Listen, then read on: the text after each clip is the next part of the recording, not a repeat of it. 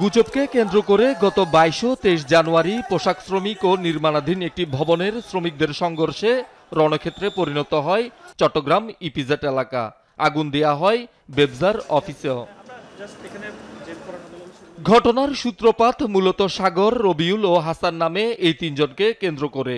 সিপিজেটে শেলটেক কনস্ট্রাকশনের নির্মাণাধীন ভবনে মালামাল চুরি করতে গিয়ে ধরা পড়ে তারা। তাদেরকে জবাই করে মেরে ফেলার গুজব ছড়িয়ে দেয় কিছু পোশাক শ্রমিক। তবে আটকের পর মারধর করে ছেড়ে দেয়া হয়েছিল বলে দাবি তিনজনেরই। আমার তিনজনের দশে দুইটা মায়ের অগ দুইজনের স্যারে দিচ্ছে প্রথম স্যারে দিচ্ছে আর আমার ভিতরে নিয়ে গেছে, নিয়ে যায় রশি দিয়ে বাঁধছে।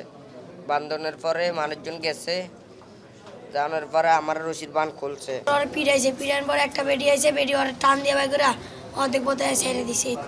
তার লাস্ট আমরা বাইরে গেছি। বাসার থেকে তো যাই যতটুকু দেখলাম, বাচ্চা পুলিশের কাছে হেফাজতে ছিল আর সুস্থ ছিল। পুলিশের দাবি, শ্রমিকদের খেপিয়ে তুলে একটি কুচক্রী মহল দেশের পোশাক শিল্প ও আইনশৃঙ্খলা পরিস্থিতির অবনতির অপচেষ্টা চালিয়েছে। তুচ্ছ ঘটনাকে কেন্দ্র করে এই ইপিজেড এলাকাকে অশান্ত করার চেষ্টা করা হচ্ছে। কখনো ইপিজেডের বিভিন্ন দাবি দাওয়া নিয়ে তারা রাস্তায় নামছে, ভাঙচুর করছে, কখনো নিজেদের মধ্যে বিশৃঙ্খলা সৃষ্টি করছে, কখনো বা রাস্তা অবরোধ করে আইনশৃঙ্খলা বাহিনীর কর্মকাণ্ডে তারা প্রতিবন্ধকতা সৃষ্টি করছে। গুজব রটনা এবং অস্থিরতা তৈরির নেপথ্যে জড়িতদের চিহ্নিত করে ব্যবস্থা নেওয়া হবে বলে জানায় পুলিশ। এখানে বহিরাগতদের ইন্ধন রয়েছে এবং যারা এই ধরনের গুজব ছড়াচ্ছে, পরিস্থিতিকে অস্থিতিশীল করার চেষ্টা করছে, তাদের বিরুদ্ধে আমরা তথ্য সংগ্রহ করছি। তাদেরকে যাতে আমরা দ্রুত আইনের আওতায় নিয়ে আসতে পারি সেই ব্যাপারে আমাদের প্রচেষ্টা অব্যাহত রয়েছে।